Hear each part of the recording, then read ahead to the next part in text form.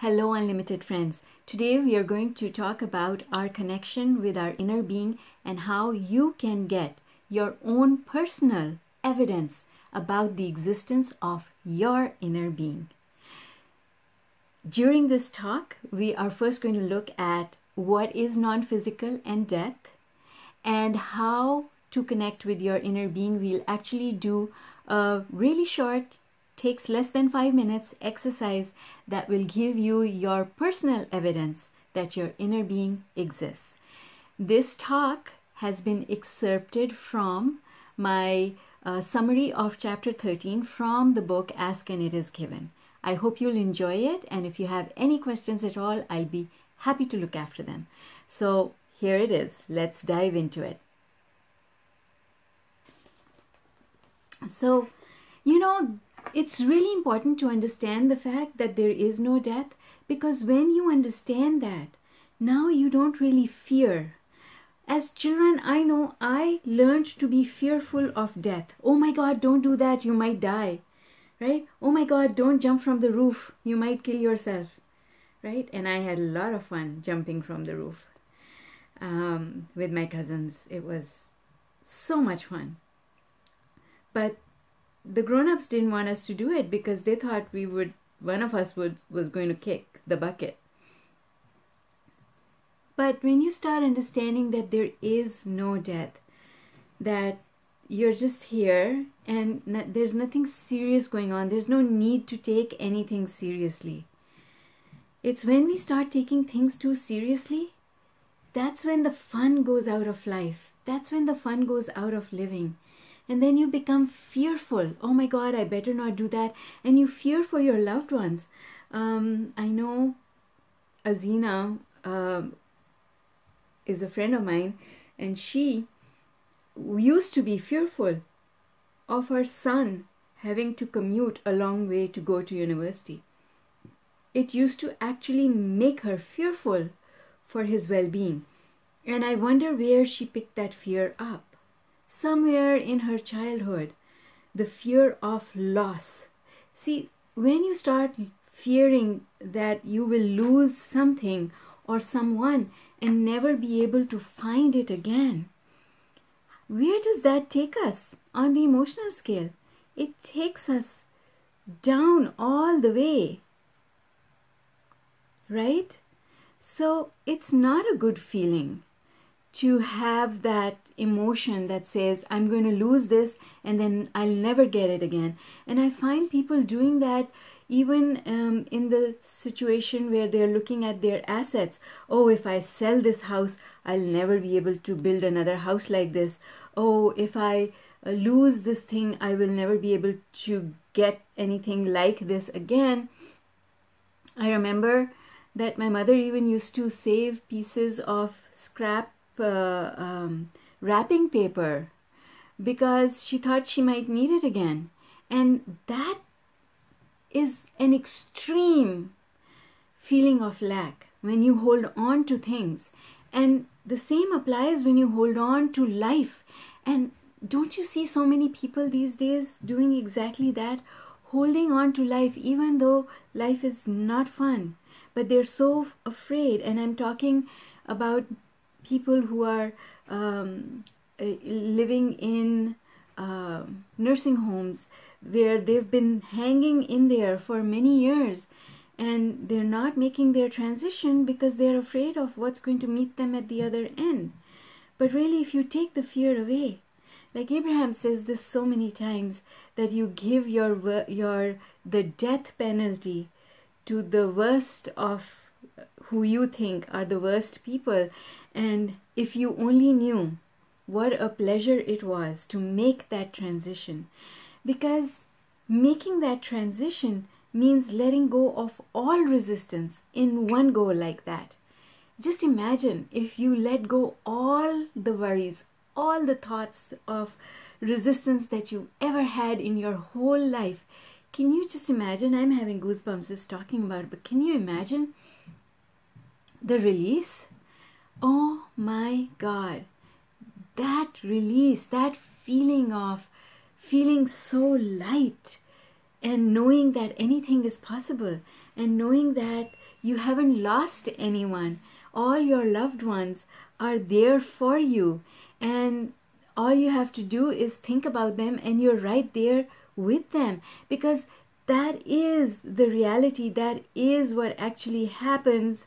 That is what our non-physical friends feel, because when we think about them, they're right there.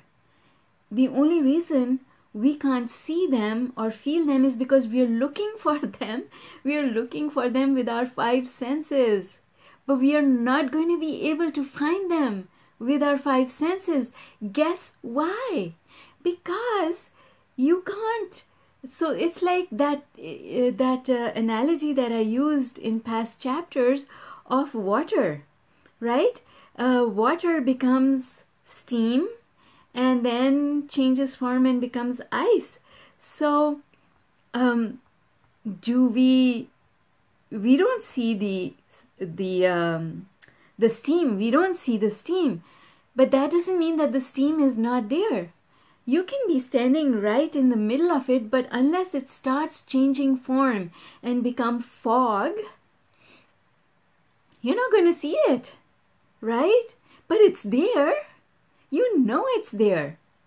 And that is the case with those of our non-physical friends, those of our loved ones who have made their transition to the other side.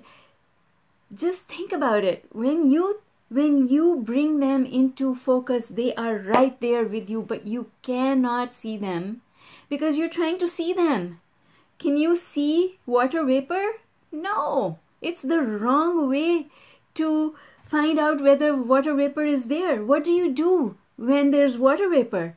Well, you bring something cold there so that it condenses and now you can see it.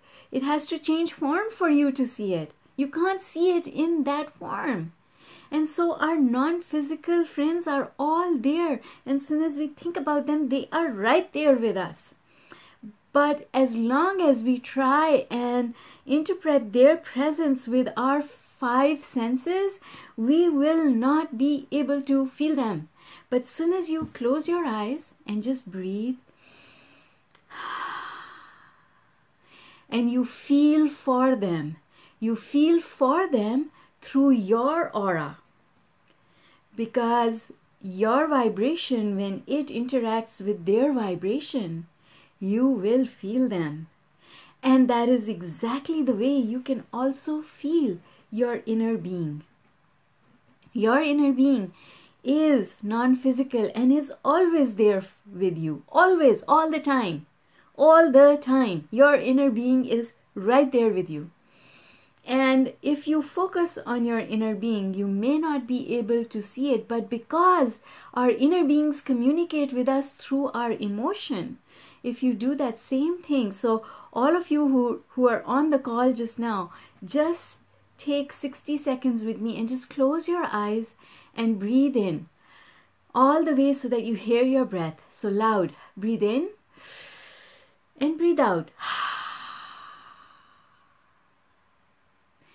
And just be still and count to 10.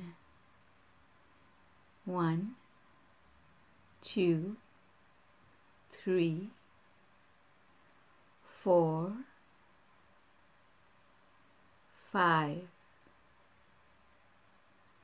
6, 7, 8, 9, 10. Breathe in and breathe out.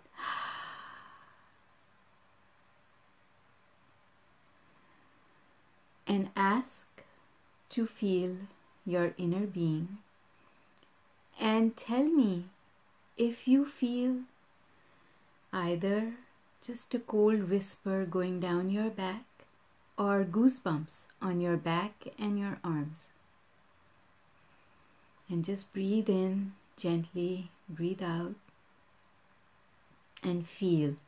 Feel for your inner being. And the more joy you bring in to your heart, the more you will be able to feel. So just imagine yourself playing with a balloon. So much fun to throw that red balloon, catch it again, bump against it, throw it to someone else. So much fun. And feel the presence of your inner being. Feel the shiver, a shiver of pleasure going down your back as you make connection with your inner being. Feel the goosebumps. Open your eyes and tell me if you made that connection.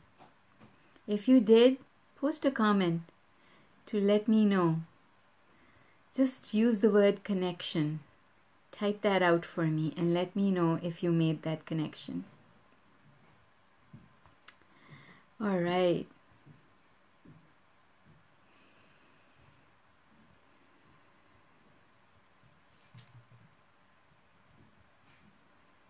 All right.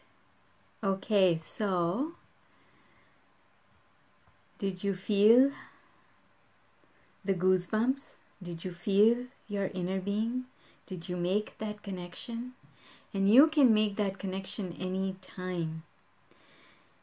Best done, of course, when you're on your own and you're really relaxed and you raise your vibration to the vibration of your inner being, and then you feel for your inner being. You don't look for your inner being with your eyes. You don't smell your inner being. You don't touch your inner being because it's non-physical. You don't hear your inner being, but you can feel your inner being because our emotions are the way that we communicate with our inner being.